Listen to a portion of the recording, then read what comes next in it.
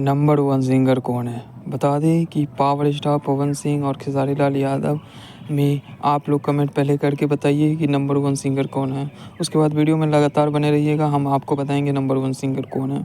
तो आपको बता दें कि पावर स्टार पवन सिंह खेसारी लाल यादव के बीच में नंबर वन सिंगर एक ही इंसान है, वो है पावर स्टार पवन सिंह। तो एक बात बता दें कि खेसारी लाल यादव का कुछ दिन पहले इंटरव्यू हुआ था, तो उनसे पूछा गया कि आप किस सिंगर का गाना सुनना पसंद करते हैं और सबसे अच्छा सिंगर कौन है भोजपुरी इंडस्ट्री में। तो उनका जवाब क्या आया? तो उनका जवाब यही आया कि पावर स्टार पवन सिंह हैं।